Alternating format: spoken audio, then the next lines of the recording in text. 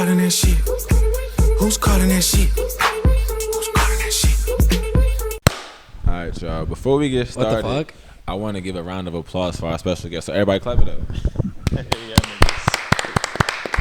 We got my brother in the building. The first time my boy came on, Adam was fucking up the quality of everything. So we couldn't. It wasn't my fault at all. Yeah, we couldn't put out the videos, but you know he was able to fit us into his busy schedule. Cause you know he out here winning awards. He out here winning NAACP shit. And he's African. So without further ado, they got my boy back in the building. What up, yeah. So yeah, I just want to get right into it. So you just won an award, bro. Like, let's talk about that shit. Damn, What was the name of the award too? Y'all niggas funny. There's an award called Black Music City. So the award basically had to do with, you had to highlight a black musician from Philadelphia. So I decided to highlight my uncle Lucas Rivera, and talked about the blackest form of Puerto Rican music, which is bomba. So you saw how I spin that right there. You feel There me? we go. I'm not gonna lie. That was the spin. As you were speaking, I'm like, I'm gonna cook him with a question, and then you fucked my question. Me too. You fucked it right up. Me too. Look, No, I didn't study this shit. So What is we bomba? good. Just real quick. Bomba is what bomba was created in the plantations of PR. Basically, when enslaved people came over to Puerto Rico, they resisted through dance and drum and rhythm. So For those that didn't know, like there was bomba. Puerto Rican slaves. Like There's slaves everywhere. right. Slaves everywhere. Yeah. The most slaves got dropped off, obviously, in the Caribbean. For sure. That's why you get niggas who look like each other in the Dominican Republic, PR, Cuba, Jamaica. We just all got dropped off at a different plantation in the Caribbean. But that because of life and PR, so bomba is really specific to black Puerto Ricans. Puerto Rican music. Yeah. So to kind of follow that up, so you won that award, which is that's fire, bro. Like definitely shout out to you, kudos to you. But based off of that, you I know you said you got like a grant to produce like a movie or whatever. So let's kind of get into that. For sure. So it wasn't technically an award. Basically, it was a certificate of completion, right? So they honored me for basically, and other grantees who got the. Yo, I promise y'all, he being humble right now. I promise he being humble. Talk your shit, bro. Fuck all that. Talk your shit.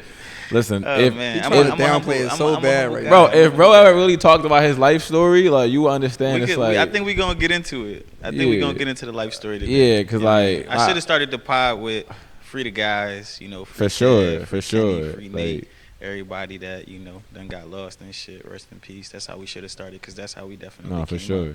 That's why the shit that I do is so important. But top of the year, I applied to a grant last minute, and it was basically a small grant, like $5,000, and I submitted it, and then a month later, they basically said, "Here you go, boom." I took that 5,000, I flipped it, I made 10. Took the 10, went to Puerto Rico, shot the first half of the film, came back to North Philly, shot the other half.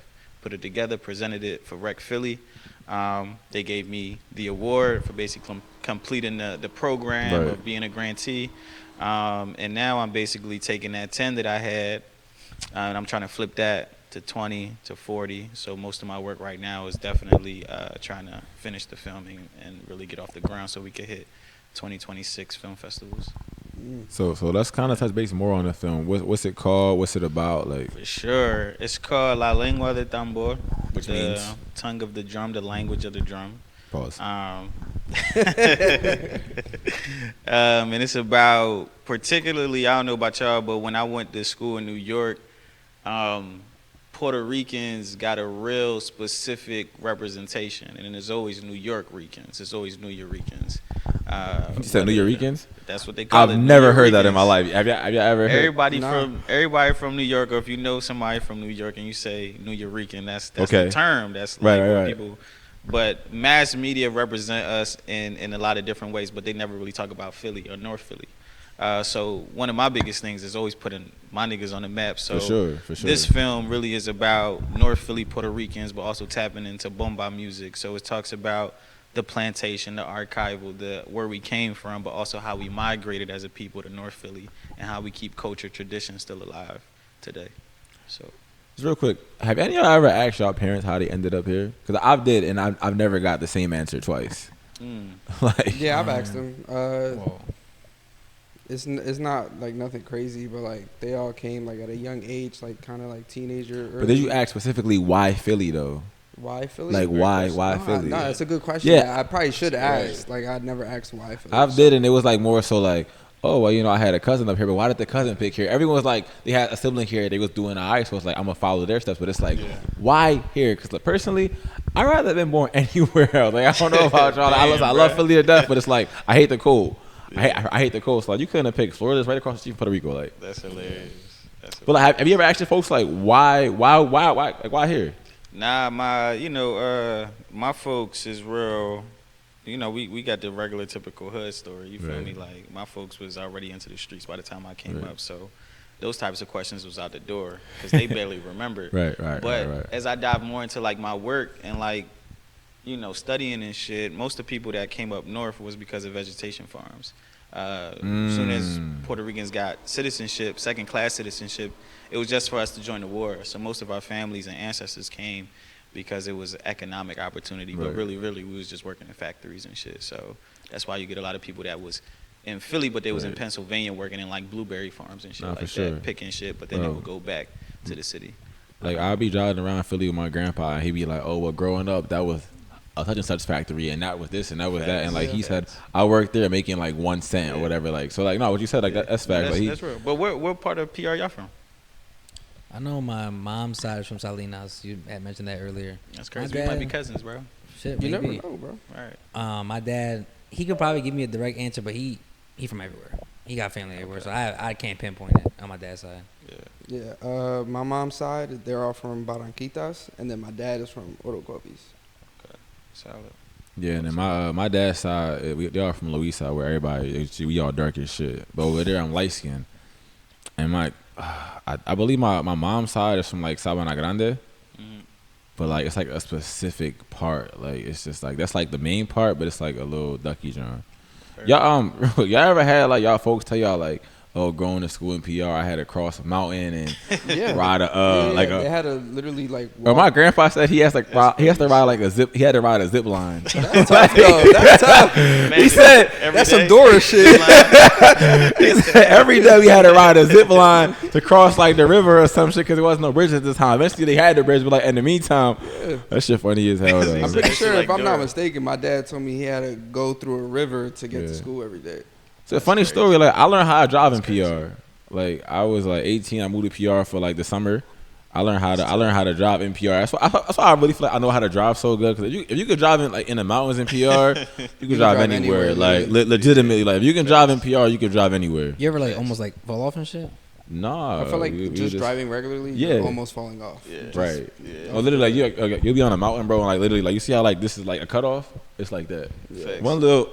Like I used to spend my summers in Orocovis, Puerto Rico, bro. If y'all know, that's the middle of the island where all the mountains are. And bro, when I tell you we've driven up a mountain and the clouds are literally next to you, bro, that shit is crazy. Bro, like I remember like you used to FaceTime when you was out there or what I used to see pictures and you was playing ball and like the scene is just mountains right in front of you. Like that's crazy as fuck. But to kind of get back to you, so let's get back into the film. So you said what it's about. So like, what's next? I know that recently you did a showing, which I apologized I couldn't make. I wanted to so bad, but you know how that shit go. But like, so Josh first, missed all the functions. I invited to him like 3 of them shows. We ain't pull up to none.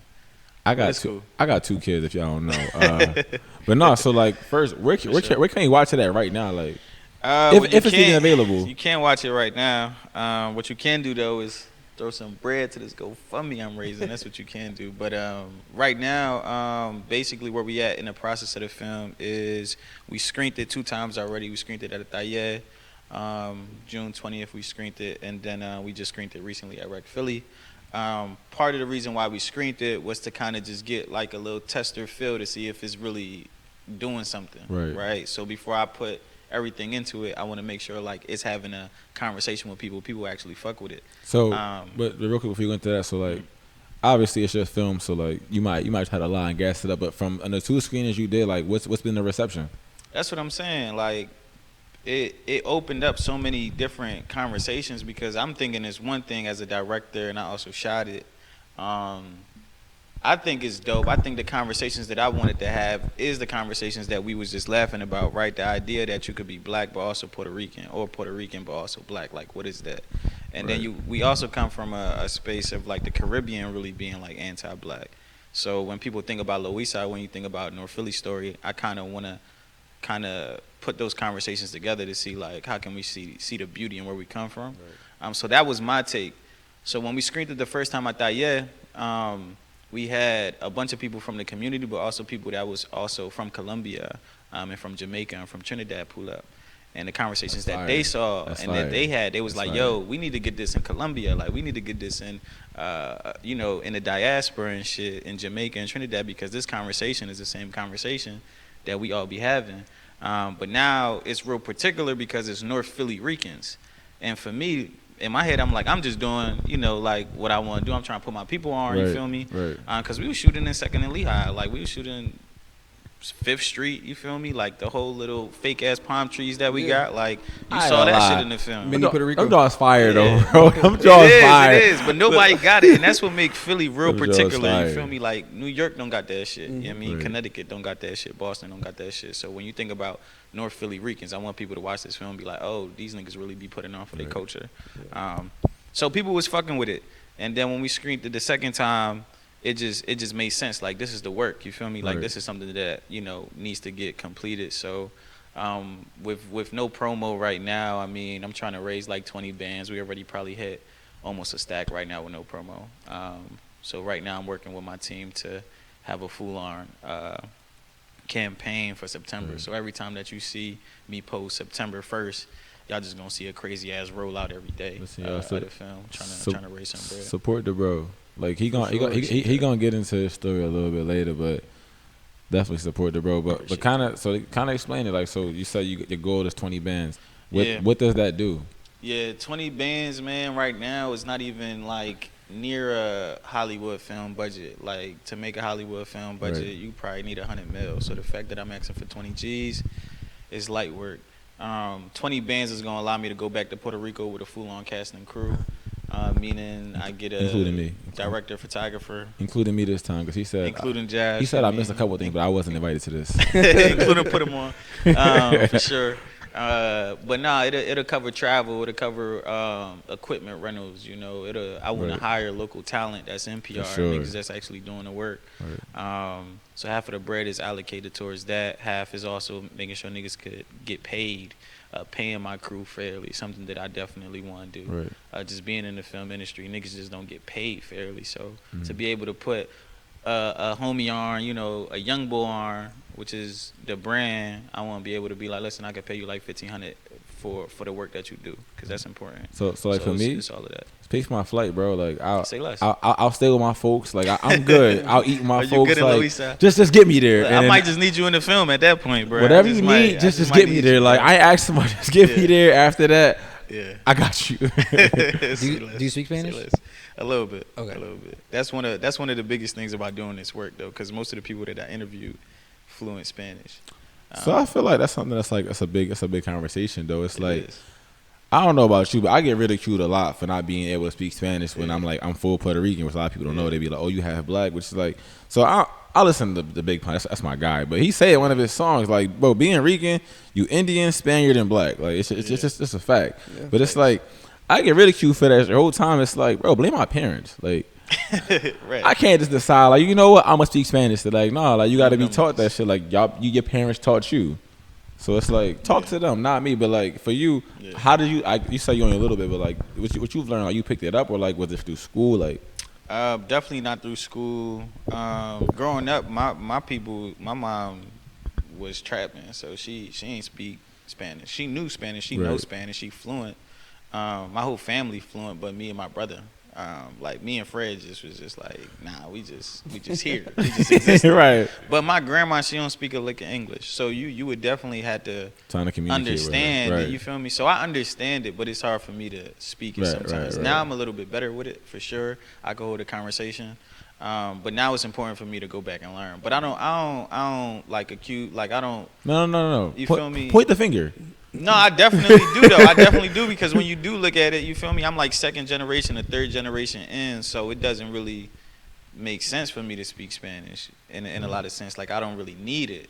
But as But I no, grow but older, you do though. That's what I'm saying. But As I grow older, I'm like, real nah, I bad. really do. Because when Real you bad. travel and like you talking to the Samuel Lyns and like the Edie Browns of the world, like you want to be able to have that conversation sure. and be able to like see things from that perspective. Even from like a work aspect, like you get paid more just for learning Yeah. Spanish. And I know like recently, like a couple years ago, I took the firefighter test. Yeah. I scored like an 85, but like bro, just knowing Spanish alone, you get like extra like 5 to 10 points. So it's like That's what's up. You become just cause. Yeah, you so it's become like 10 times more valuable knowing a different language. you get it's so many doors that open up for knowing other languages. Whether it's like, well, listen, if you know a language, teach a kid. That's all I gotta say. Cause like it opens up so many doors. Facts. Agreed. And I think it's also like it don't make me less Rican, but sometimes I'll be tight like growing up when I'm like I'm Rican. Niggas like all right, speak. I'm like Say this, say that. Yeah, And it's like fuck you. Right. You trying to rumble, nigga? Right. No, it's facts though. I'm mixed though. Like what's up? But I feel like I had these conversations like, at least like once a year. They're like, "Oh, you Rican?" Cause like I got like the sleeve and shit. Like, and it wasn't the nothing. Like I genuinely just fuck with it. Like I thought it was like a dope ass piece. But then it's like, all right, well, why you don't speak it? And it's like, I don't know. Like I can't just decide to learn it. Like I went to predominantly Hispanic schools, but like when you go to Hispanic schools, they don't teach you Spanish because they already know half of niggas already don't speak it. They teach you English. So it's like. Then what? And then even in high school, like they gave me French, and it's like I don't need to know French. Like even the Spanish they teach you is not, Puerto it's Rican better than Spanish. nothing. They ain't gonna teach you no slang. They It's teach better you than nothing though. No, I They teach you the remember Spain shit. I remember in high school when I was learning Spanish and shit, freshman year, and sandal in Spanish is chancleta. And I get there and it's like sandalia. I was like, what the fuck is a sandalia? Bro, Right. it's like they teach you. it's like so Spaniard. It's like professional Spanish and shit. So I got that a was interesting. viejita at my job. She's Guatemalan, and I be telling her bizcocho is cake. Yeah. She be like, nah, pastel. Hey, we be going at it all the time. That's hilarious. That should be How important is it for your kids to learn Spanish and know Spanish? So with my daughter, her mom knows Spanish. So like I try to tell her all the time to teach her, but like she didn't. See, that's she the didn't part of really. my family that knows Spanish, but She really didn't. I don't know if y'all know, but Aunt is related to my daughter's mom. So like but my son mom, she don't know Spanish. So my son probably screwed him, to be honest. But like I don't know enough to teach them. Like I know like the basics, right? Like you como said, pan. like you said, exactly. Come on, like what you said. Like I definitely know more, but then I can't say nothing back to you. And I feel like I probably can, but I'm not comfortable with the talk. Cause I'll be like, I'm probably gonna say some dumb shit, so I'll just avoid it completely. Like, I definitely know some Spanish, right? But I wouldn't be like, oh yeah, let me call this person. Nah, I want them to know real bad, but like I can't do much about it. So like. But I would love them to extend it. I'm not even mad. Like if they be in front of me talking shit about me, I'm just like, see. That's one thing I do know. I'm though. not You feel mad me? about Like, it though. Like I would peep that some shit like that. Like Right. I would talk shit to you in Spanish. Like I know that. I know how to curse a nigga out in Spanish. Yeah, no, Or I know how would- to read the room with Spanish motherfuckers, especially. So like for me, I use context clues. I'm like, I don't know what the second word was, but that first word, he talking shit. Right. Yeah. So I definitely use a lot of right, context right. clues. But like no, I would love for them to speak Spanish. Like That's real. yeah, no, I would. I can try my best to like instill it, like you know what I mean, but like they definitely should know Bro, it. put some sesame For Street on, you, bro. I mean, are you teaching your kids like they yeah, like? yeah, my kids already know how to count Spanish. That's fire. Yeah, That's fire. They definitely gonna be learning both because that shit is so important. And I It wish is. I knew more, even though I feel like I know a good amount. No, I you- can understand it. Like You bilingual? Yeah. You definitely bilingual. I feel like I'm good enough, Right. but I wish I knew more. I just really wish I did. And even though I did Spanish in college too, I still feel like I need to be In college? more. Yeah, I did a semester. Type That's shit, and then another I dropped level. out. Like when you choose to like take a language class in Yeah, college, yeah. you committed. I ain't Yeah, gonna I was lie. committed. I've thought about it, bro. Like just to go to school and learning like just one language. Like I've tried. Like, I've thought about it, but I never pursued it. Like so, for instance, like my daughter, she go to Nueva, but again, when you go to the predominantly Spanish school, they already know half of them don't even speak English. So they only teach English. Like I asked them, like my daughter's first school, she went to Pasos. Pasos taught them Spanish, so she can count. But like after that, like it was like a pre-K class, so like they didn't teach them much. And now that she's going to Nueva, which Nueva is a Hispanic school in the heart of like fucking Poppy Land and shit. Facts. But they'll only teach you English because they know half of them don't speak Spanish. They don't speak It's English. crazy. Now that you say that, because I'm thinking back to when I went to MBA, there wasn't even like a 'Cause they know. Latinos it's history. It's Like there's like the ESO classes, people that learn English, but it's like, okay, cool, but how about us like that don't speak it and want to? Like there's such a need for that shit, but it's like where's the resource, you know? Yeah. that part. Like, man, it's big.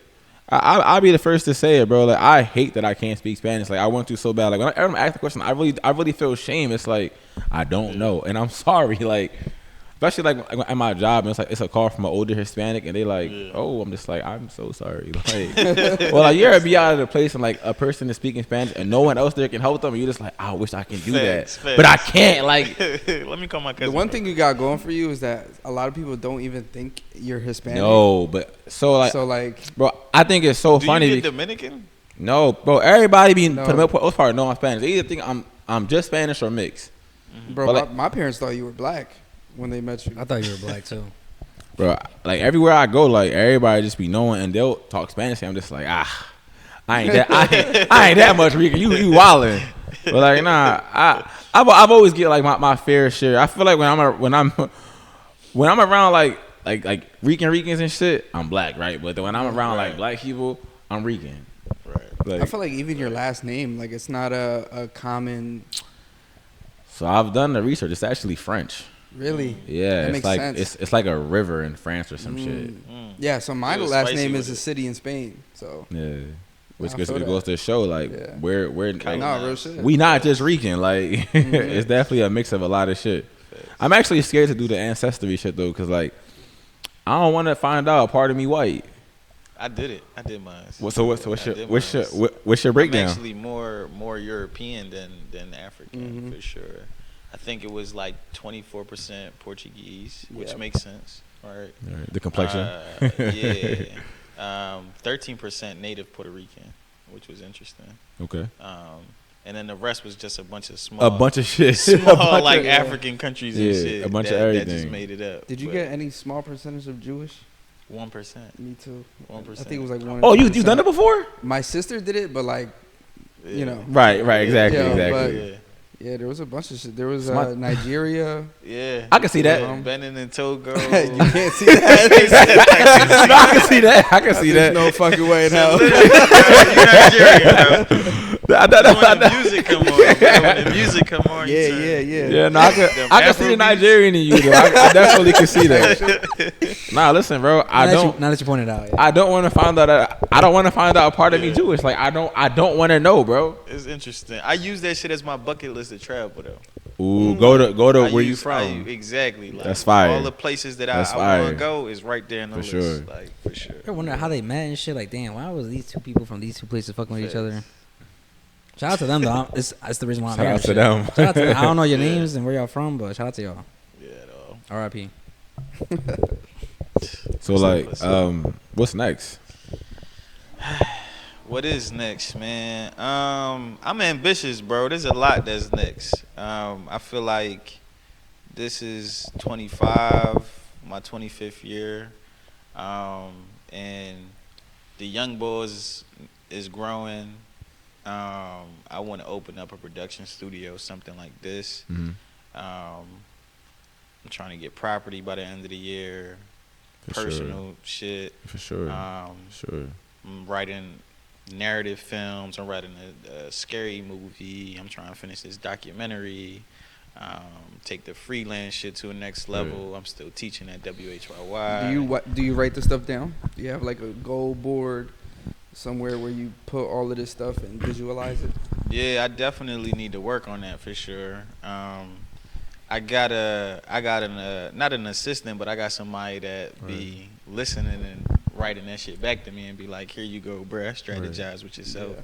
But I do try to do vision boards and shit like that when it comes to specific goals. I feel like that's the type of nigga that I am. Like, I wouldn't be here without like seeing something on the wall and checking some shit off. You feel me? Like, and it's small shit. Like, did I pray today? You feel me? Like, did I take time for myself today? You feel me? But then it's major shit like I want to shoot or be a head videographer for a film festival. When I go to New Orleans, make sure I do X, Y, and Z.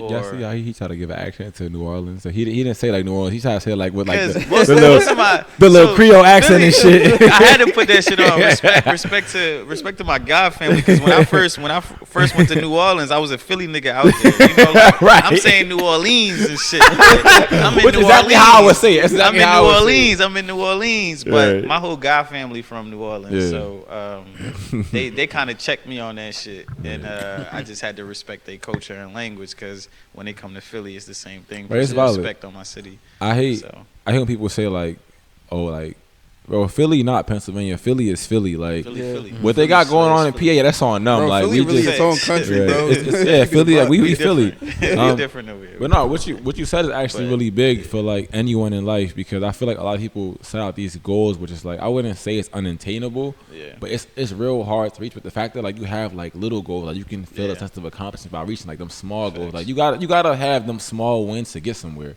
How you do that? That's big. 100%. 100%. But yeah, nah, bro. So, bro, I've known Ant. We locked in for like 10, 15 years. Plus.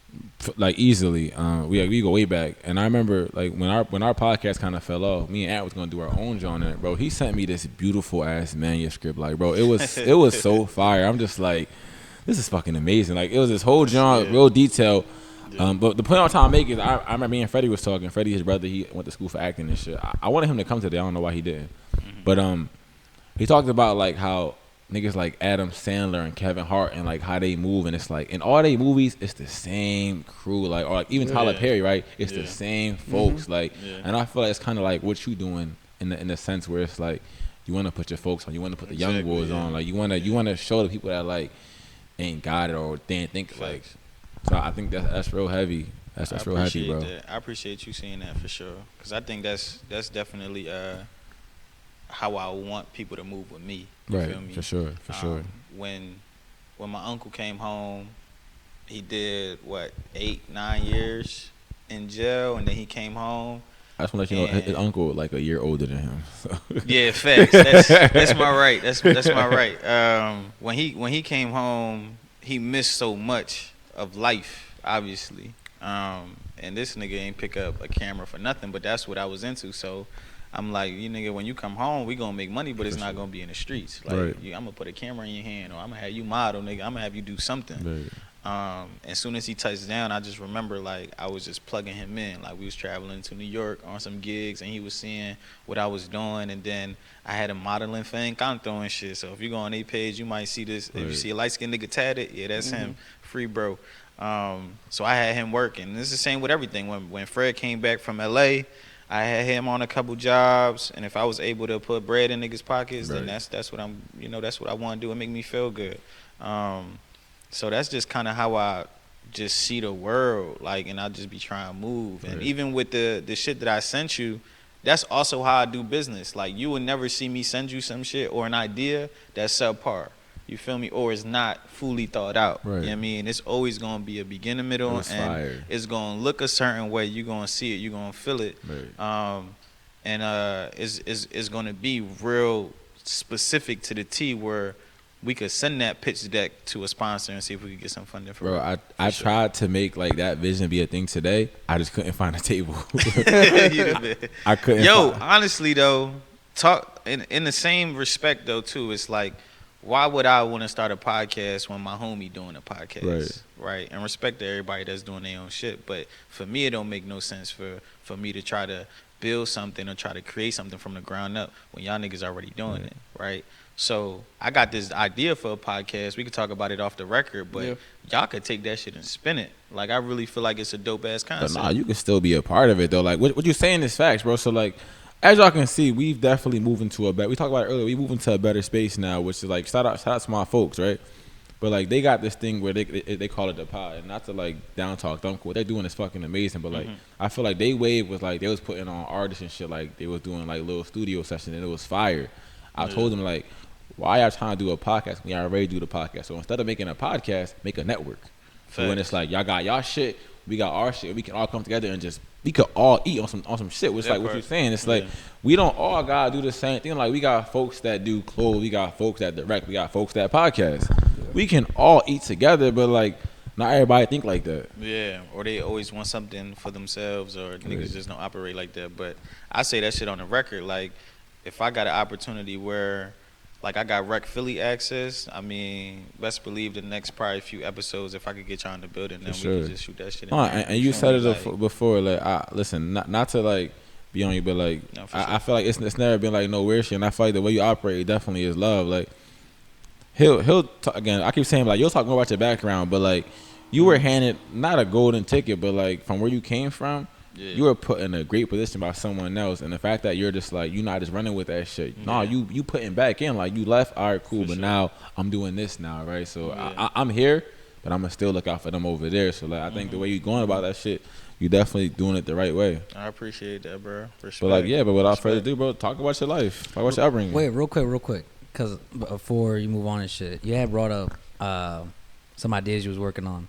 And one of my favorite genres of movies is horror. So, like, you said you were working on that or thinking about it. Anything you can't talk about? Because I love horror movies. So, like, anything you can say? Of course. You wanna be casted in it? I'll be like, I'll be I'll die in the movie. I don't care. He said I'll die in the movie. I'll be the first nigga to die. Thanks. For sure. I love that you asked that, man. This about time a white guy died first, so I'm with that. I'm with that. This shit is all my work is gonna be centered in North Philly for sure. So I was watching. I'm in the middle of selling my mother's property right now, right? And I'm kind of taking lead as, you know, my siblings and shit. I'm taking lead on it. I don't know why. I'm just taking lead on it. And when I'm mind you, he like the youngest. He the youngest of all the siblings. This shit crazy. I'm the youngest. Holding it down. So in the process of selling this property, I found out that the two previous owners were Asian, right? And where my mom lived at, her crib is right there on Water in Cumberland. So it's right there next to Kensington. It's right there next to Huntington's train station.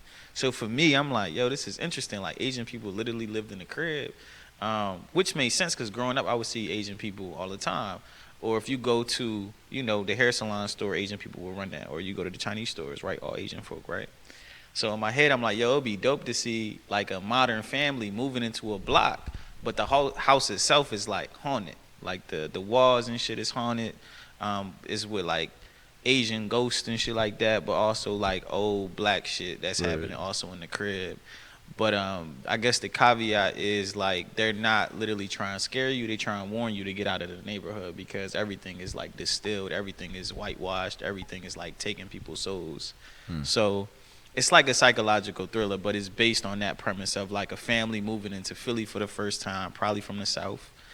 Or probably coming from PR, and they move on to a particular neighborhood, but the neighborhood is like a dystopian society and shit, but nobody know but the neighborhood know. And then the walls start talking to you and shit. So there's like little moments where like the little boy's like playing with a ball, but he end up throwing that shit so hard the kitchen fucking it ends up getting a hole. So he like walking towards the hole and he put his eye in the hole and like something like pop out or something like grab this little Some nigga, get out right? Type shit. So it's like moments like that, or like the little Rican girl goes to the hair salon store and she walks in, and you know like when you walk into certain stores there's like a chime when you walk in. So like the chime is like a big sound effect. But then all the Asian women in there is all wearing the same thing, all the same makeup, same lipstick. They all clock their head to this little girl, and they all just looking at her like, what the fuck?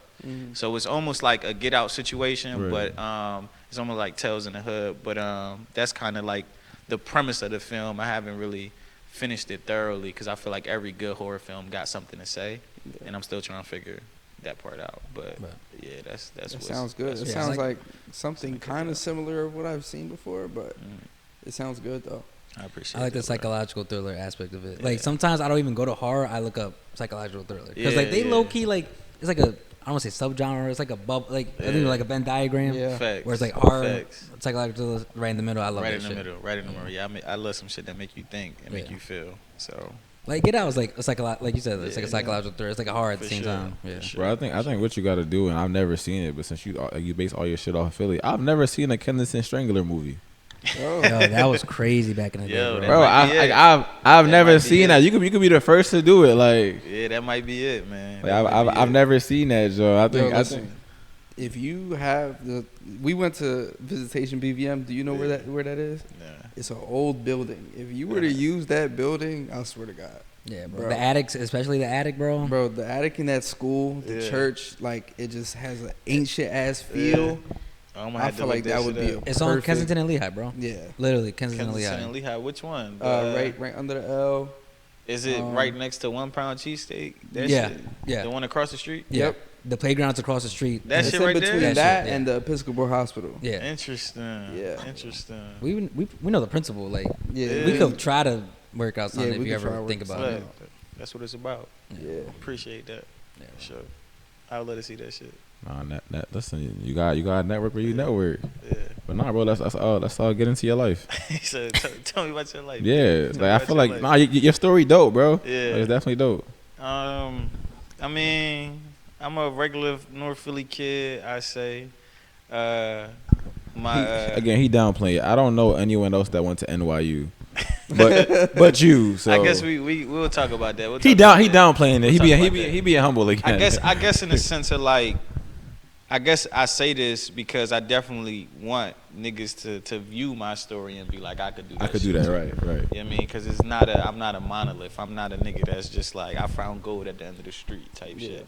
I definitely worked my ass off. But no, I still work my ass off. No, for sure, that shit not easy. But I mean, you know, I came up pretty rough. I'm not gonna lie. You know, we was struggling. We was poor as shit growing up. You feel me? Got to a point where, you know, my biological father, was never in my life. I don't got no relationship with that nigga. But my sister dad, who basically raised us, he the one that I call Pop, and he was in and out the picture, but he was always there. You feel me? Like, if we ever needed something, we know we could call him. You feel me? But physically, he wasn't really in the crib. So it was just really my mom, my older brother, my older sister. 2007, my uncle committed suicide off of PCP. He was smoking wet. That's when life just went left. My mom started to get really addicted to the drugs, so we started to see her kind of hallucinate a lot of times. And I don't really tell this, but I was the one to find my uncle hanging and shit. Me and my little cousin, his daughter, we was literally in 2nd Street where he committed suicide, and I didn't know that. That was one of my first memories of seeing like a dead body. And it was my uncle. Damn. So that kind of fucked me up for sure as a kid. Anybody up, man. But then I was a kid though too, so like I went up to him and I'm like, Theo, like so that shit, yeah, I'm like, what's going on? And so I didn't really process it until I was a little bit older. Wow. But my aunt would sit and tell you, be like, yeah, like I remember that shit vividly. And in my head, I just remember him dangling. You feel me? Like he was like an angel hanging and shit. So that shit was hard, and that was like my mom's best friend. So when he passed away, she went downhill. And the way that she reacted to that, but also with Wet, she would go home and beat up the crib. You feel me? Like she was harming herself by doing the drug, but she would literally beat up the crib to the point where like the crib turned to a bando at one point. So I remember early days, like the kitchen didn't work, back room ain't work, bathroom barely worked. You had to tiptoe across it because the floors was falling, roof was leaking, roof was falling in, caving in. So only one room worked, and I just remember all of us kind of literally living life in this one bedroom. My sister left the crib at a young age. She got pregnant, so she went with her baby Pop. Fred decided to go with Belong, rest in peace. He went over there, and I kind of just stayed with my mom. And that's when I started to run the streets with my uncles and shit. You know, Kev, Kenny, Chino, all them niggas, my boys. And I found family in the streets at a young age. I was 11. I got my first tat. And then I was trapping, selling shit, hiding shit from my mom. At 11 years everywhere. Yeah, at 11, 12 years old. Wait, what year is this? Like, this is 2011. I was born in 00, so I go by the year. So this is like 2011, 2012. You was born in 2000? Mm-hmm. I hate that for you. Yeah. I had best of both worlds though, because remember I said I was poor, right? So we had all the poor gadgets, you know what I mean? So we had the chirp, we had all that. all that shit that the 90s kids had. I think the funny thing about, not the funny thing, but like you look at it now, it's funny, right? The funny thing about growing up poor is like everybody on your block, they also poor. So like to y'all, this is regular life. Like you don't know that you're poor until you realize you like, why the fuck was we eating this shit every day? Or no, like why was the house heated up by like the oven and shit? But like again, at the time, your whole block is doing the same shit. So you're talking to your friends, it's like, oh yeah, we did this last night, and it's like that shit is crazy. You don't even think about it as a kid. That's true. You just live like having fun. Like you don't like you said like all your folks sleeping. I'm pretty sure like y'all made a game out of it. Like like that shit is really crazy. There's certain bro. Definitely like core memories. Like when you look back, and I was like, oh, I remember when I had the Batman TV and shit. And we used to steal electricity, and we used to do this. You had a John plugged in across the street to your neighbor with the extension cord in the middle. Shit, you feel me? Like that's how life was. For sure. But there was different types of like poor for me though, because I was the type of kid like we had one pair, like we had fresh kicks, not fresh kicks plural. Like we had one fresh pair of Air Forces. Right. You know what I mean? And my dad would always buy them. You know what I mean? So I always knew every time I started school, I'll get these fresh Air Forces. But my homies and shit, they was poor like me, but them niggas had J's and shit. I ain't own a pair of J's until I was like 17, 18 years old. And I used to go to high school and shit like that with niggas that had some fly shit on their feet. And I'm like, y'all must just be finessing the system different. Because what my mom doing, you feel me? Like, what we doing? So that's why I started to go to the streets, because I wanted to take care of myself way more than I was being provided for. And then it got to a point where when I was at NBA, I was that boy at NBA. Like, I was fucking shit up. Like, I was doing my thing. I was a popular kid. I was getting shawties. I was just doing my thing. But I ain't take none of them bitches home because home wasn't really home. You know what I mean? I'm not trying to take a shawty to a one-bedroom crib that don't really work. It's a bando. But I bring my homies in there, so most of my niggas would just be chilling in there. We smoke before school. We go to school and shit, get suspended. That was the type of lifestyle that we was living. And then it got to a point where, again, my sister left the crib. My mom not getting better. Fred dipped out, so it was just me. And I remember one time we moved out that crib. My sister got this one bedroom joint. She had 2 kids at the time, and it was literally smaller than this, right? It was like cut this shit in half, and that's the crib. So imagine my sister, 2 girls, Fred and me, and we all in that crib. And Fred used to go to Bodine. I used to go to NBA at that time. I remember one day I woke up, this nigga took his trash bag full of clothes, and he left with my aunt and uncle. And then my aunt and uncle took him in. And then a year later, I was like, fuck it. I'm out too. Right. They offered me a room. So I think this is like. So I only asked the timeline because like I met y'all in like 2010. Like my freshman year of high school when I started playing in like the flag football league is when I met y'all. So I'm trying to picture everything. So at this point it's like 2012, 2013. That's this is like in 2013, 2014. Right. So it was a good chunk of time where me and Fred just ain't really fuck with each other. Which I never understood that, bro. Yeah, like, I think, we just had a different relationship with our life. You feel me? Like, he had the community that he had. You know what I mean? He had y'all. You know what I mean? Like, I don't get the fuck that, bro. For a summer, you. No, for sure. We was locked in the hole. No, for sure. Like, but don't get it fucked up. Before that summer, you feel me? Right. I wasn't really around, because I was definitely with. For sure. With my uncles and shit.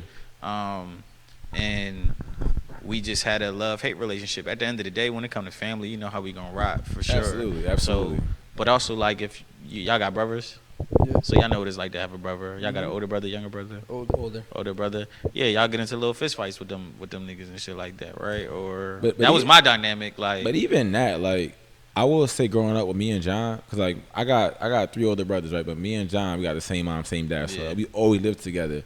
And like, we did have our fights, bro. For the most part, like John, like my best friend, like we've been locked in our whole life. Like as adults, we be rolling. Even as kids, like wherever that nigga go, I'm going. Like for sure. So for sure. I never really even understood y'all dynamic, because like y'all not like best friends with our brothers, and I don't get that, because it's literally you and your brother. Like it's not 3, 4. It's just y'all 2. And like you got a sister, but she like you got a sister too. But it's like I don't know, bro. Me and my brother, that's my fucking guy. Like I love him to death. Like if I ever get married, he my best man. Yeah. So it's like I never understood all of y'all dynamics. I'm just like, No, Nigga, you got an older brother. Lock the fuck in, bro. I've never grasped that idea. No, me and my brother are probably closer than you might think, though. Yeah, not close as y'all should be. I could say that for me. Me No, and my brother definitely not more. as So you, close as even you too. Like, How far apart? nigga, you see how me and John are. 4 years. Me. Same. Yeah, but it depends on how you grow I up, think too. it's the same for him too. 4 years. Yeah, for me, my brother. interesting. Me and I think John like 30. Me and John like 4 years apart. When I was a freshman, he graduated high school. Yeah, we like 4 years apart as well. Yeah, same. It's like 4.5. Yeah. That's interesting. I don't know, bro. I don't know. never understood it. For me though, it was, I guess because of we was never like, he felt some type of way about my mom. I may have felt a different type of way about my mom. But your outlook is different. Like you said, he Love dipped is out different. and you sit in the For crib. sure. So like you was with her through everything. So at that time, you got to think if I'm 12 and Fred is 4 years older maybe than 16 at the me, time. I'm looking at big bro like, where you at? For sure.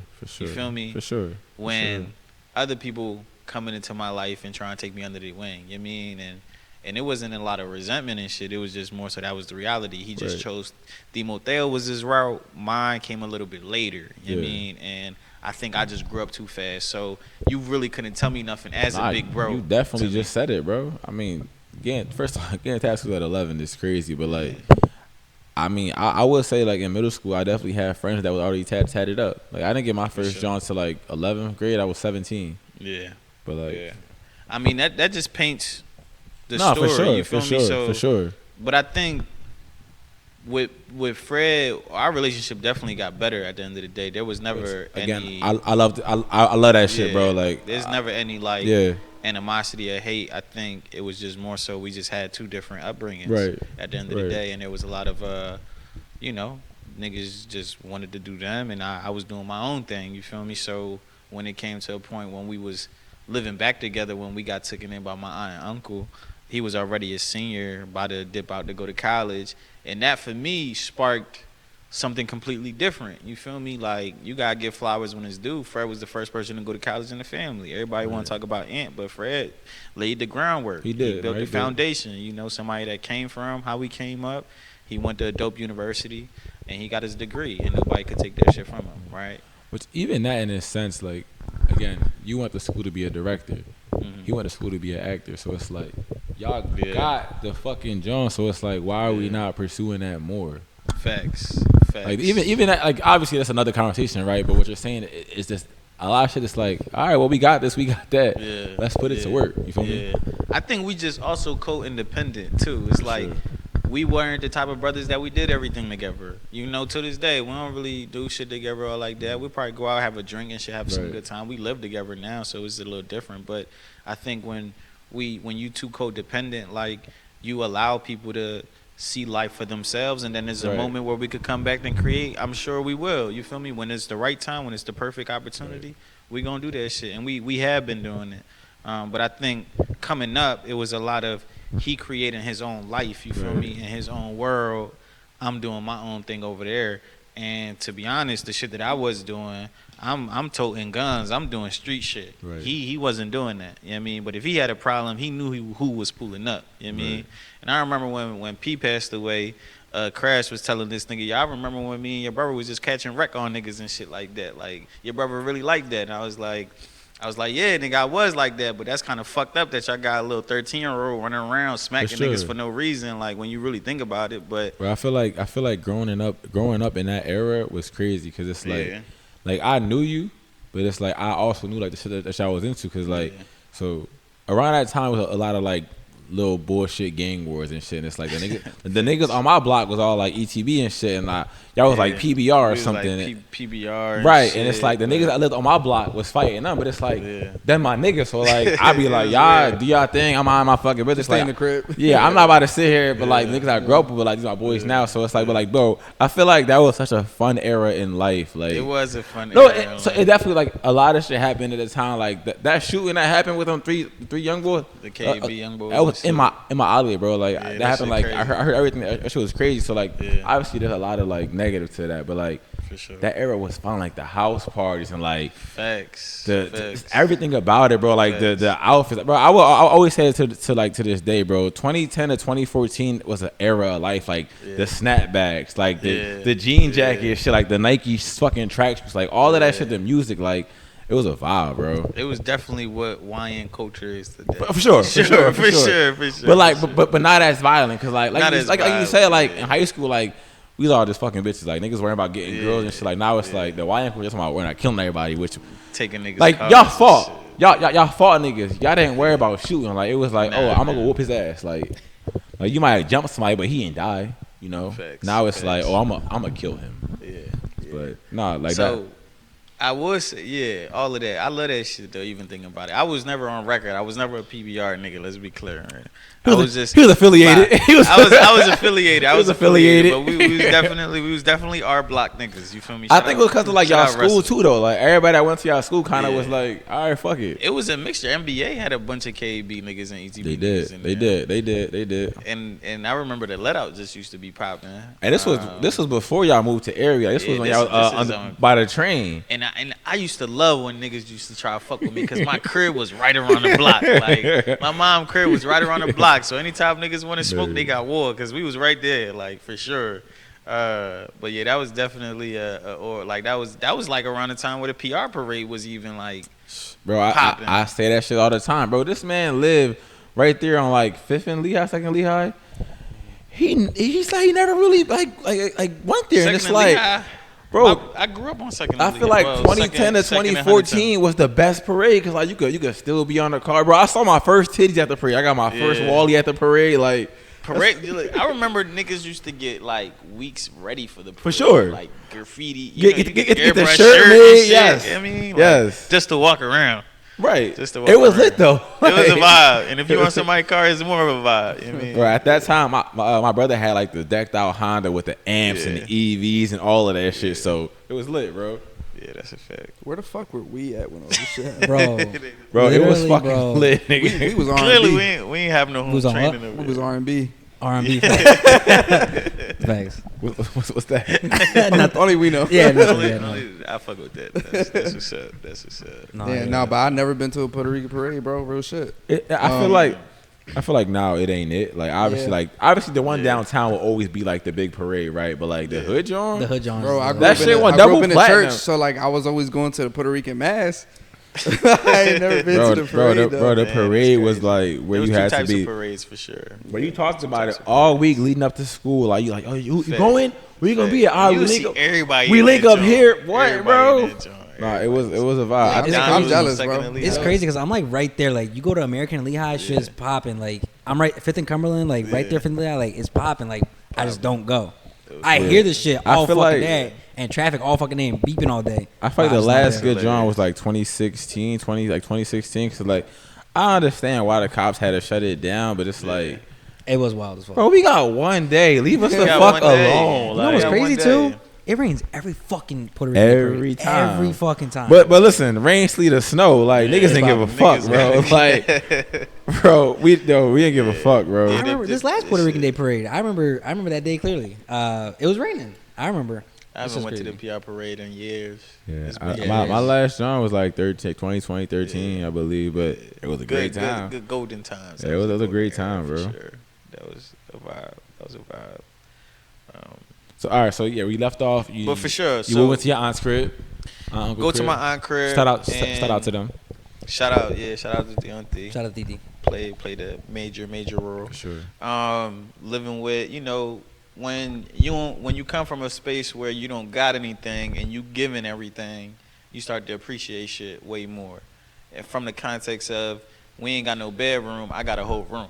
Like how I'ma decorate my shit. Like Listen to what type you just shit. said, right? You said you went from not having a bedroom to now you got a whole room. So, Type. like, Right.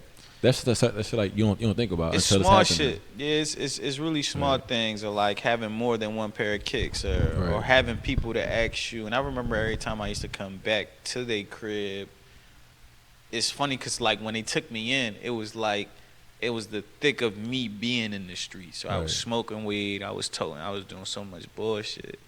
And it was trying their hardest to get me out of it. So it took a good year and a half for me to get out of it. Right. So there would be moments where I would come home high as a kite. There would be moments where I probably had a strap in the turf. Right. Like there would be moments where I was still entertaining both lifestyles. Right. And I think at They that would. moment, He was a Hannah Montana.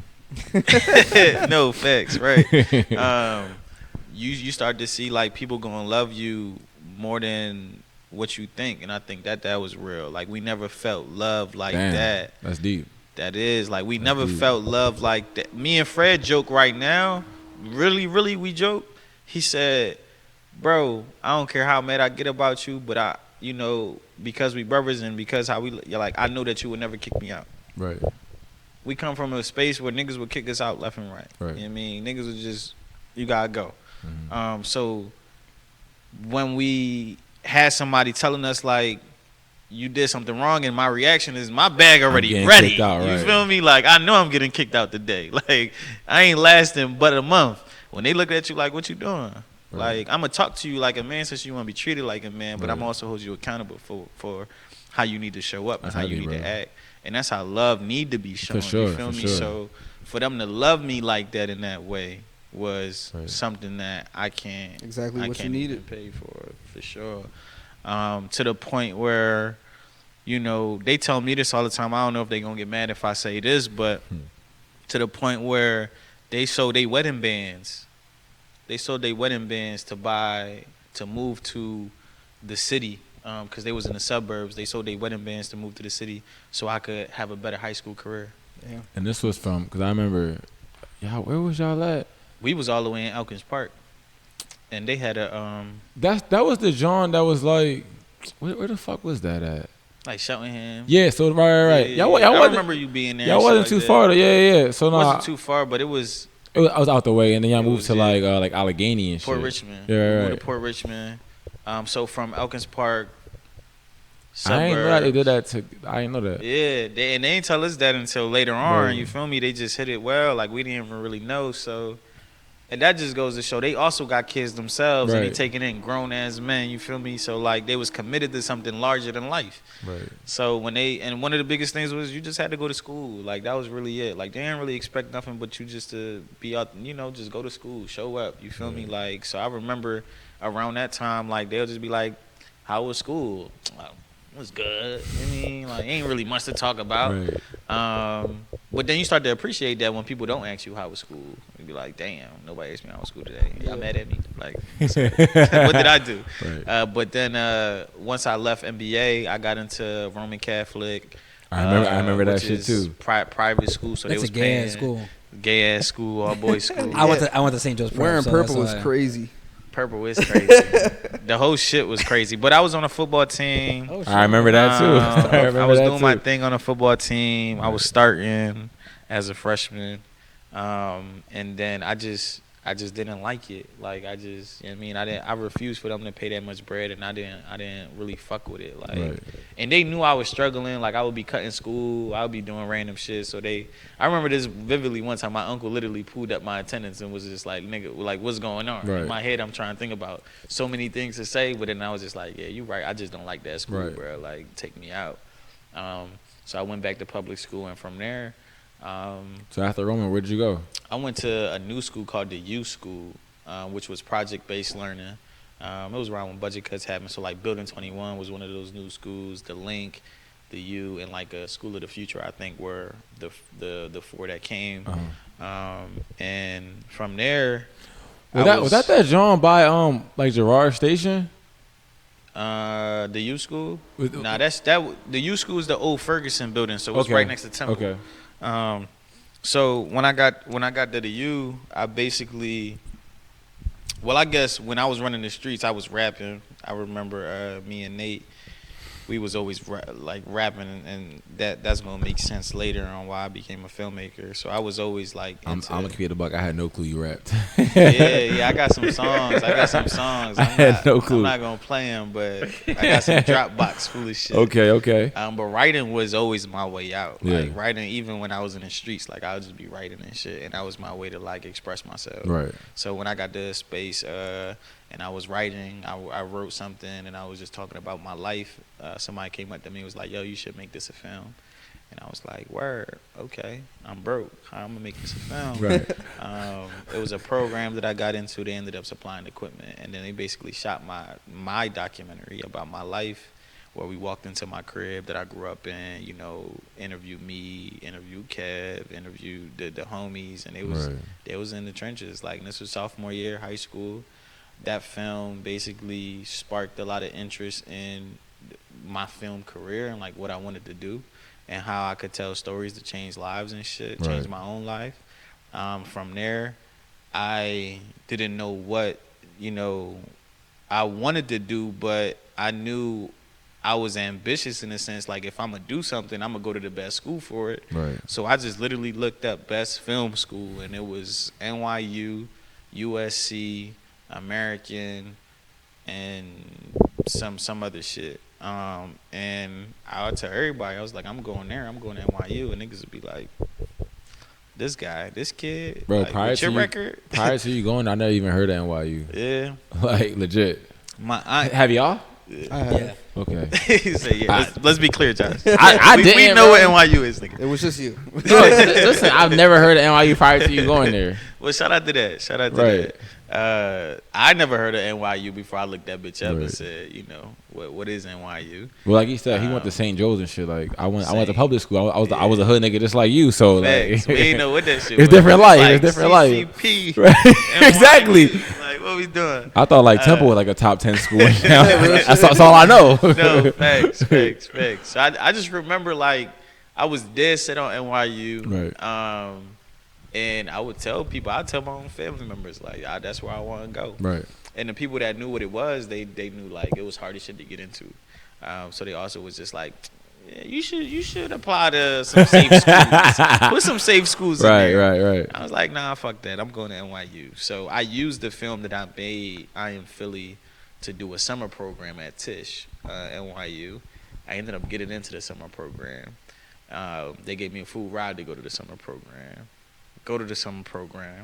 I'm in there with white tees, polo shorts, you feel me, doing my thing, telling my types of stories. And I remember midway through the program, the dean basically requested to talk to me. And I'm like, fuck, I got in trouble. Like, what the hell going on? Why did the dean want to talk to me? And then I realized that the dean, from a academic college standpoint, is actually a great thing. The dean from a high school is there to discipline you. So I'm thinking I'm getting disciplined. Right. And then I'm talking to somebody that literally could dictate if I could come to the institution. Right. And he just wanted to get to know me on some this, like, yo, tell me about you. I saw the stories that you told. You feel me? Like, I really respect the type of stories that you want to tell and the type of filmmaker you want to be. Like, he just want to get to know me. That's heavy. Shout out to Michael Burke. Yeah, that's my guy. We connected, and I remember that year he told me, he was like, do you think you're going to apply to school? And I was like, listen, I know it's hard to get into, but I'm going to shoot my shot. And he was like, go ahead, take my number down. We connected. And I'm the type of person, like, I'm a man of my word. You tell me to hit you up, I'm going to hold your ass accountable. For sure. So as soon as college applications came around, hey, yo, Burke, I just submitted my application. Like, what's up? And like, God's timing, man, like faith and shit like that, I put everything into my application. Like, I just remember I was writing crazy ass stories about, I wrote this story about me talking to Kenny through like letters. Like, so it was literally like transcripts of what he would tell me in prison and then what I would write back. Right. And I framed the whole story around that, and they fucked with it. And then I got in. When I got in, it was bittersweet because everybody from the hood don't know what NYU is, so it's not like you can really celebrate with people. Yeah. So I told my mom I got into NYU. She was like, "Oh, cool, that's what's up. That's cute." I was like, But "Cool." again, but then the niggas who We knew, don't know. Like, we don't know. the niggas who knew what NYU was, they was like, "Yo, Right. that's what's up." Right. And then weeks later, they hit me back with my financial aid package, and that's when they told me that I was a dean scholar, and I'm like, I don't know what that shit is. So, and I'm like 18, 17, so I'm like, I should know what this shit is. I don't know what this shit is. And then I remember being in NYU, and Emma, shout out to Emma too. Emma sat me down and was like, nah, like, you got the best scholarship that anybody could get as a creative person. Like, we paying for your room and board, your meal plan, we paying food tuition. Like, you good. Right. I said, bet. I just got to exist in this shit. Right. And at that time when I went to NYU 2018, I didn't really have a lot of clothes and shit. So this is where Michael Burke come back in. Michael Burke was giving me shit from his closet. Like, he'll give me a trench coat, a pea coat. He'll give me a button, you feel me, some slacks, some shoes. Shout out to him. Yo, he was really doing his big one. He was doing his thing. And that just showed like he really saw me and really cared. And I just remember the only thing he wanted me to do was just show up. And I just had to show up. Yeah. So, you know, that's coming from North Philly to moving into our uncle crib to putting in the work and getting into school and then putting in 1,000 more work to graduating school, to saying fuck the industry. I had jobs lined up in LA and New York that I turned down because I wanted to come back to Philly. He hate that for you. Hate that for you so much. I hate that for me too. Came back to Philly because I wanted to start shit up from the scratch. I don't believe in working for anybody, so I'm like, I want to create my own destiny and champion my own type of stories. Right. So ever since I came back to Philly, I've been on that type time. So it's a lot of long nights, like when you freelancer, like an entrepreneur, like you really gotta market, you gotta make your schedule. If you're not making no money, if you're not out there trying to hustle and grind. Right. So most of the bread that I got is because I got clientele. Like, I'm putting myself out there, I'm trying to build. So it's been tough, but it's been a beautiful ride for sure. So I'm excited to see where this shit go, man. How does it make you feel, like, when you look back and think about it, like somebody that cared for you as much as what was his name, Michael Bird? Yeah, Michael Bird. Somebody as much as that, like, that doesn't even really know you for real. Facts. And, like, he could do all that for you. Like, how does that make you feel when you look back and think, like, damn, that's crazy? I mean, that shit is everything. Like, that's life changing. You feel me? Like, there's no amount of words or like $1 that I could put on it to pay that man back. But I pay it back by doing what I need to do right Still now. putting the work, right. So every time I do get a moment, like when I was in Puerto Rico filming, I was sending him some stills and be like, yo, I was going to ask you, are y'all still in contact today? Yeah, I just hit him up like 2 weeks ago, actually, to donate to my film. But he the type of person that it's no obligation for you to donate because you done gave me everything that you could give me. Right, you know what I mean? Like, I'm here because of that. Yes. I'm here because I put in the work, but I'm here because people like that open up the door. Yes. So there's never like a moment where like people define success as like, oh, I did this, I did that. Yeah, that's true, but you also need community and niggas that's gonna believe you. So he was one of the main people like believing and advocating for me behind the scenes, because there's a lot of things that I went through at NYU that I never really talk about, or I never really shine light on, that he know what's up, and he was advocating on my behalf to make sure that I felt seen, that I felt heard, in curriculum, but also in class, because NYU is a prestigious institution. So when you talk about a nigga that come from the hood going into NYU, you the only one. Even if you amongst black folk, you still the only one, because they come from the suburbs, like they come from a different lay of the land. So there was but so many black people, so many rich white kids, and then there was but like a percentage of niggas that's there on scholarship that come from the hood, and I was one of them. So it was hard to fit in. It was hard to find culture. I would travel up to Dykeman to find my people. I would go to Spanish Harlem to get some good food, get a good haircut. Like, it was shit like that, but it was rough, man. It was tough. It was tough. So having somebody like that in your corner, it just makes you feel like you could do it all. I mean, and that's he's probably one of the biggest reasons why I walked and I graduated. So we need more people like that for sure. So how would you compare your mental struggles from like when you were growing up and you were struggling in that way compared to like when you were in NYU and you're in a good position but you're not around your people? Yeah. I always used to say I already survived the biggest like fight.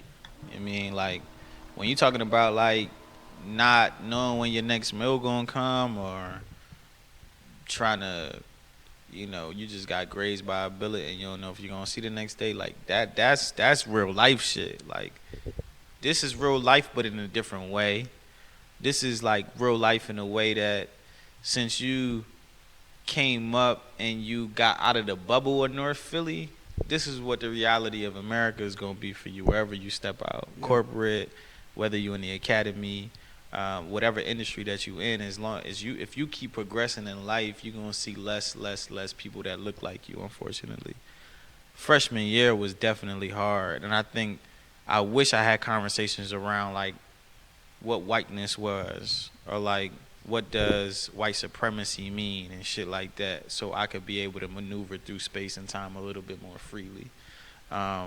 It was also at the time where there was a lot of political uprisings, like George Floyd just got killed, Sandra Bland, so there was so many like black activism happening around that time, so black students on campus wasn't they wasn't for the bullshit, so they was also like speaking they talk, but I'm also like, I was at the time where I'm still like this idea of I'm an Afro Puerto Rican and shit, so I'm like trying to figure out my shit, but we don't really prepare ourselves for that, and it's tough. It's the hopeless feeling that I can't fuck that person up right now, because before I would, you know, like you gotta remain and like stay professional. There will be moments where people might say racist comments to you, racist slurs and shit to you, and you just can't act out. Yeah. You just gotta nip it in the bud and talk to niggas a different way. There's a different way of speaking to people. So it's tough. It's definitely two sides of the coin for sure. I don't know. Obviously, I know which one is harder, but that's another lifestyle and a different world, man. That's just tough. Like the feeling of being hopeless. You feel me? Like you just can't do nothing about it. Just hope for the better. Yeah. I feel that. That kind of sounds similar to like, I don't know if you've ever seen it, but like Shaq had talked about what pressure is, and it's like, bro, growing up and like, you know, basically the same thing that you said, not knowing when your next meal gonna come. That's real pressure. Like, and then when you know people talk about pressure at the level that he's at, you know, playing in the NBA stuff like that, man, that ain't real pressure. And that kind of sounds like similar to what I'm hearing from you. No, that's facts. That's facts. And because you come from a space where you understand what real pressure is, you also understand what niggas is fabricating what pressure is. Right. So there's a lot of moments where even in the industry now and the shit that I see, niggas like to clout chase this hood shit. This is not nothing pretty that y'all want to really experience. Like, real shit. Like, not having a meal, coming up in the trenches, shootouts, trapping, hustling. Like, that's not nothing to really glorify. Like, I really hate that shit with this culture right now. Or, like, even white boys trying to do that shit or sound a different way. Like, if you from the suburbs, then be proudly from the suburbs. If you got two parents in your home, be proud that you got that. Not a lot of people got that opportunity to have two parents in the household, man. Or live a certain life. And niggas make gems out of dirt, so that's how we coming. Beautifully said. Thanks. I just feel like there's so much shit that has to be said, cause like, yo, shout out to you, bro. But like, it's so much that we can do as a unit with all of us, but just in you and your life as itself. So this is Ant's second time coming on the podcast, but this is the first time that we're gonna have a successful episode. I don't know, y'all. At one point, I got up, I checked all the cameras because the first time our visuals got fucked up, and I hated that shit because the first time you said a story about like your encounter at NYU, and that story was fucking amazing. And bro, the after watermelon story, the school John, and after you said that, I was just like, I can't wait to clip this shit. I'm a fry that John. And as soon as he said, I can't figure this out. That shit burnt me the fuck out. I'm like, damn, this was a crazy ass episode. So shout out to you, bro. Appreciate you coming through. Appreciate y'all. It's not gonna be your last time, but I think when you come back, Sure. you come back again, we gonna do that shit. We gonna do what you want to do. We gonna do, but just know it's gonna be me and you versus them. So Say less. Yeah, we definitely gonna lock in on that shit. But Let's go, Adam. They don't even know what these. Yeah. don't even not at know. all. We know, but they don't know. Not at all. I just know it's us versus y'all. Yeah, So- fuck y'all. It's fire. Yeah, though. fuck y'all. It's fire though. It's Nah, fire, though. I love It's shit fire, like though. this. Like I remember, so I felt like when we first started our podcast, right? We would like we would like just bid all day. We would like ask all the guests like, do you eat ass? Do you do this? And like we would just draw like, and I ain't gonna lie, I feel like we definitely did get more attention because like we was doing more funny shit, right?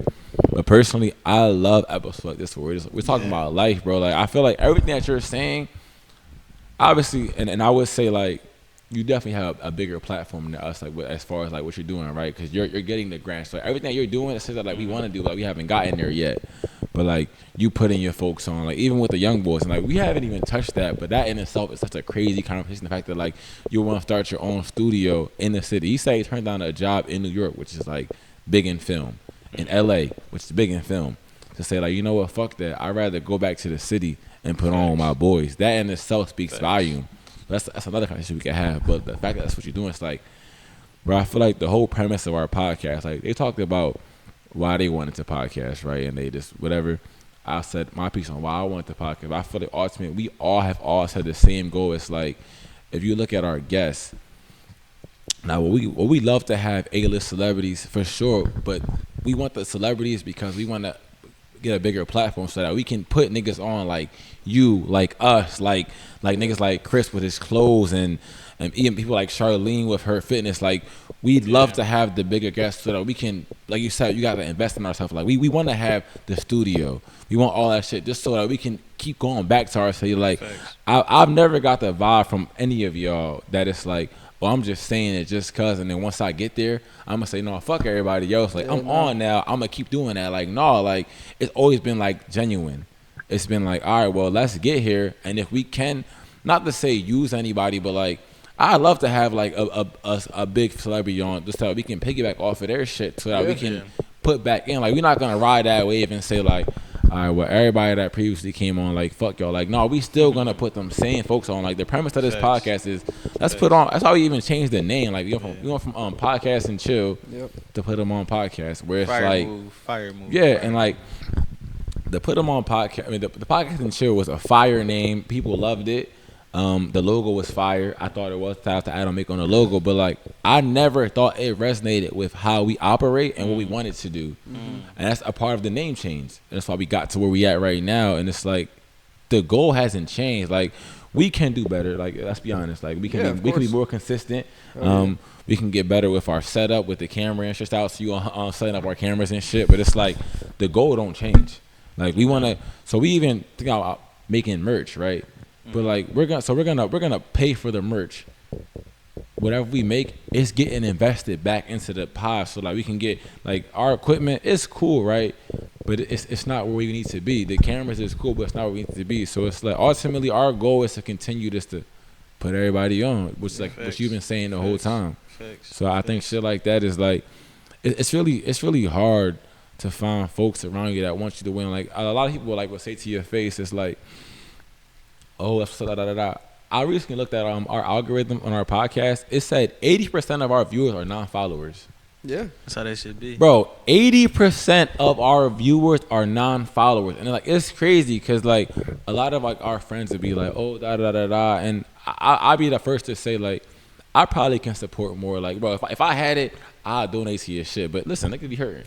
But like, I was like, I see what Ant doing, and if I can help, I'll try. So I'm like, let's get them on the podcast so that if somebody does see this shit, then like I'll definitely always try to help my folks with whatever. Like when, like I said, I said numerous times, like my friends got clothing. Look at what he wearing right now. That's all Chris shit right now. Like when our folks got shit, like we definitely gonna put in on them. And I even like I don't know if you saw, like I started reposting more of our friends shit on the podcast page because it's like we definitely got to do more. Like obviously to the extent to what we can, but like if we can repost a John or even get a guest on to talk their shit. That's all I'm saying. Like, bro, the humble shit we not here for that. Like, talk your shit so that folks can see it. And it's like, oh, all right, well, bro doing that. Yeah. I want to invest in him. So like, that's why I hate when our guests come on and they're humble.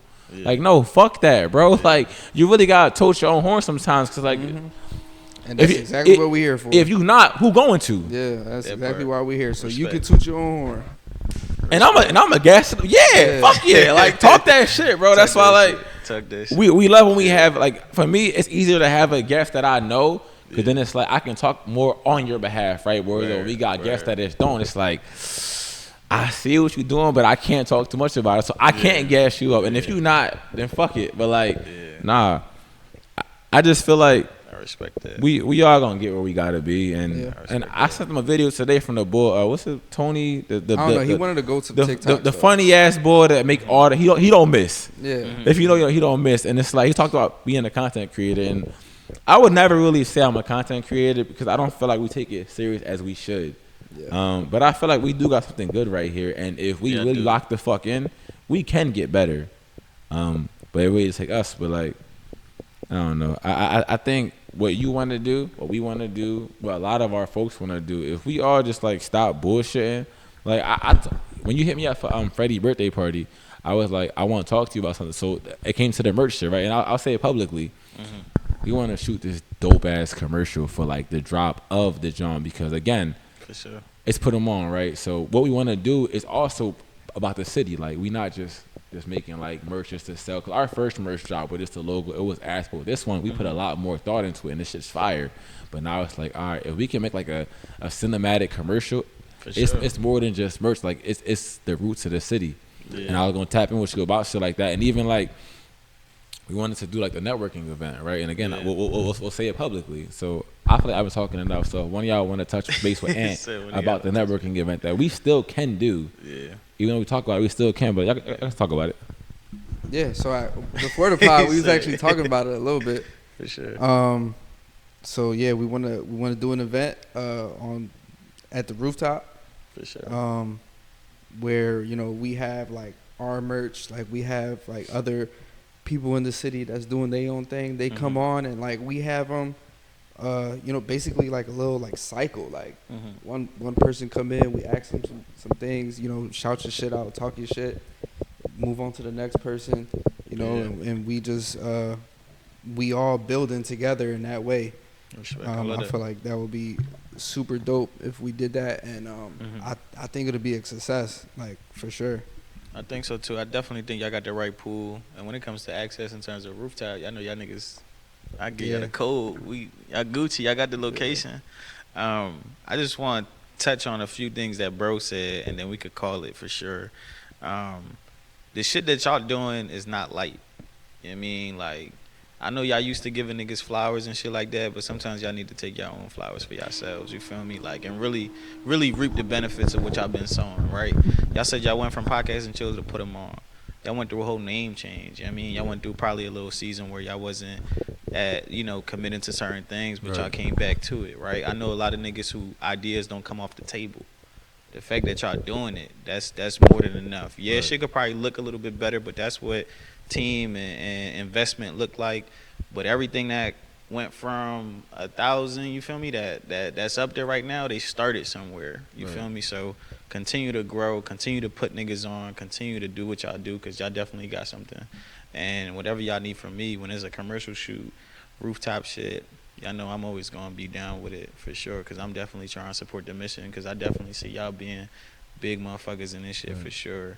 And this the type of shit that I don't really do the podcast shit, but you hit me up to do it. I'm gonna pull up to talk. But my YoungBouls, they'll answer the who eat the ass questions and shit like that for sure.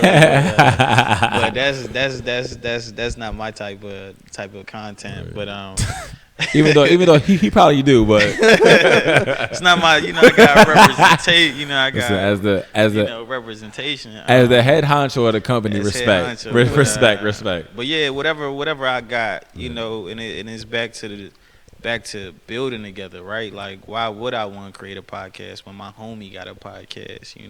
And niggas do that, and that's no shade, respect. But for me, I'm like, how can I help y'all? You feel me? Like, I appreciate y'all putting me on.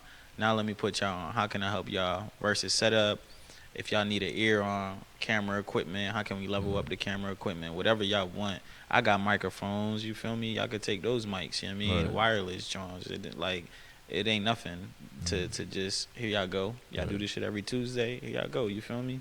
That's why I feel like I'm here, because that shit gonna get paid back and forward. Right. You feel me? Like, when you really invest into something and you start building your craft, and people might fuck with it, people might not, but the fact that y'all fuck with it, that's really all that matter. The 80% people that don't follow you, that's watching your shit, do that shit for them. You know what I mean? Oh no, we not. Bro, we not mad at it at all. Like if we was pressed on that shit, we would have been stopped. You No, see? but I feel that though, because I say that also as an artist. You feel me? Like when I drop something that's my work, it don't get shown love the way that if I do something for Core or something that I do for Netflix would. You know what I mean? Like, I repost damn near all of his shit. So he ain't talking about me. I'm not talking about PutEmOn. I'm not talking about anybody in this room. I'm not even talking about anybody particular. Actually, Right. I just think I In general. respect what you said, Right. because there is a lot of things that I think people that come from certain places where I would think the most support would come from my folks. You would think.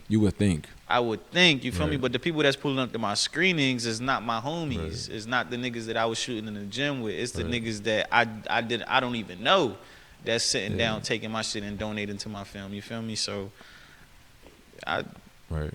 I remember, mind you, I'm not like a person that watch my views on Instagram. Like I legit don't give a fuck. Like I post what I want to post, and I don't care about the likes, the comments, or whatever.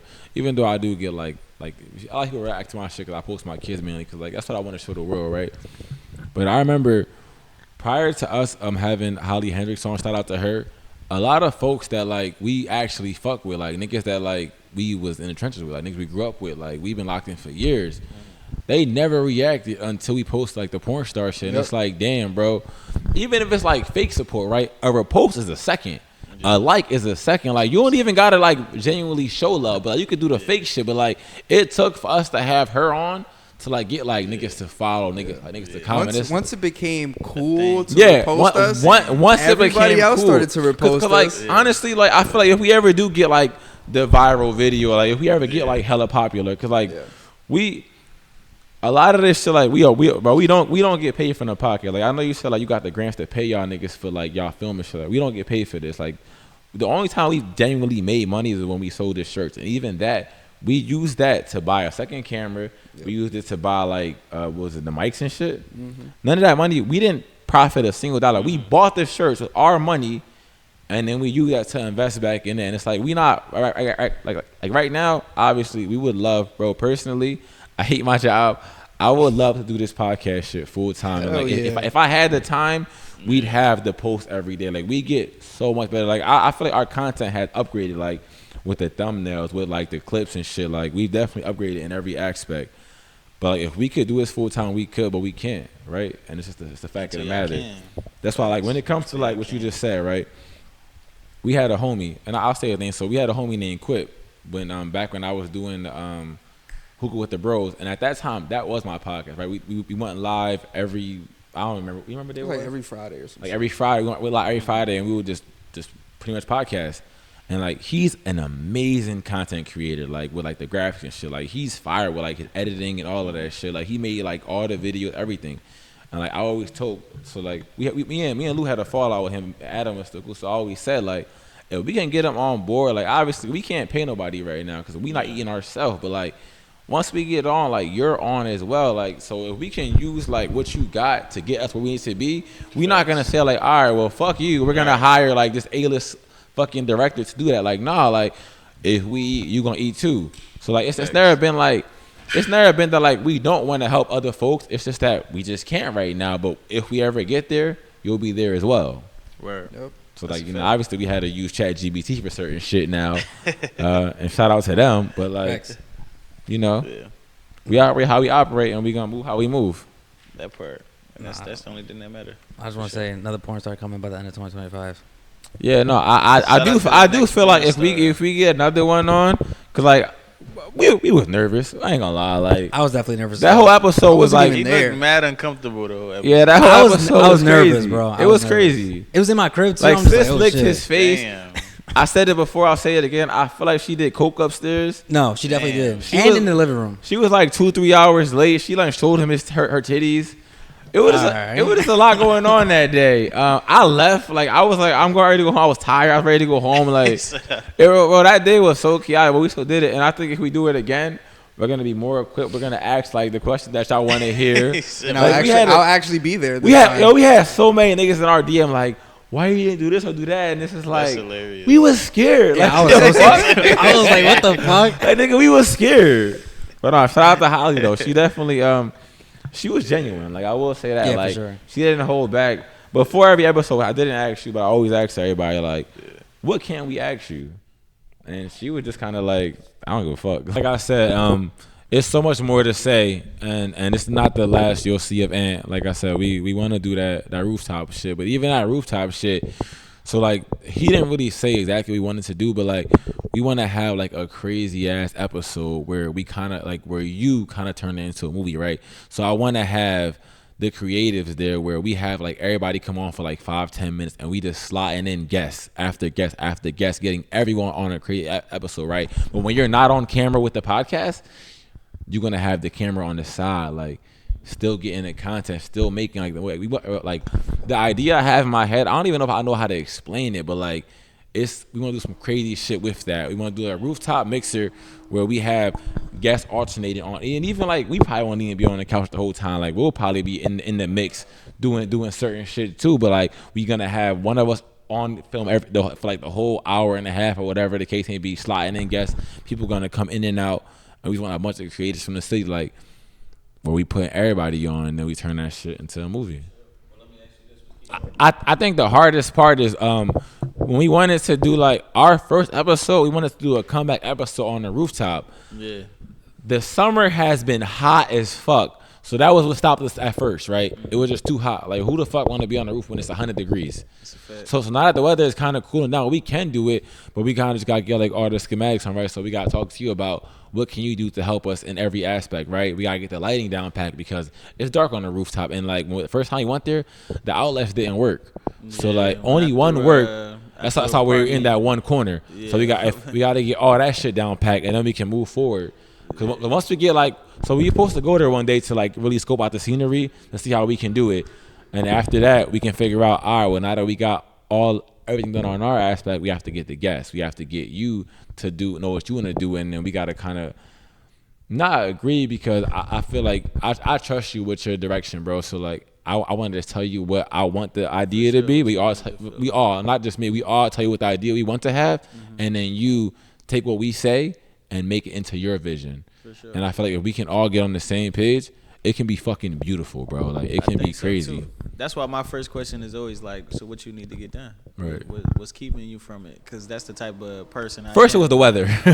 So now that the weather not an issue, rooftop not an issue, camera, I'm not an issue. Right. So we gotta let's get it popping, pick a date. Let's do it. I mean, fuck it, let's do it. Like, yeah, let's do it. I feel like we all got to get our haircut schedule coordinated. But no, I feel like once we can, like I said, I think a good 2-3 weeks of promo makes sense. Yeah. So let's say first weekend of what, October. I mean, I'm not opposed. I mean, like we talking about like 60s, 70s degrees, and what we also wanted to do is so now that we like kind of pushed it back, we thought like, so like the drop that we want to do is some fall shit. So like we can also incorporate that to have like some mock-ups there, take some pre-orders, get a crazy joint. Yeah. But yeah, that's essentially the goal. Say less. I'm definitely down to meet whenever y'all want to rap more about it for sure. So let's get it. Let's do it. We'll stay on the lookout for PutEmOn. You feel me? The official live meet and greet situation. Movie scene situation, but it's not just us though. Bro got the GoFundMe. We'll definitely put the link in the John when we post this. Yeah. Donate. He not the sweatsuits coming out soon. We trying to drop a winter collection. That's for the YoungBouls. Yeah, that's the YoungBouls right here. Myself, like you didn't. I really couldn't see. I was trying to look at it, but yeah, branding is everything. So for sure. Let's say, you feel me? Branding is everything. So which is why we revamped our whole logo. Branding is everything. It's 5 and below. But yeah, Again, bro, much love. Appreciate you for coming through. For sure. I appreciate y'all boys having me on, man. Continue to do your thing, bro. Let's get it. All right, go Birds. Sure. Yeah, facts. Go Birds. From officer at PutEmOn Podcast. I'm Adam. I'm Josh. I'm Lou. I'm in. And thank you for listening. Love you. It's a wrap. Thanks, young.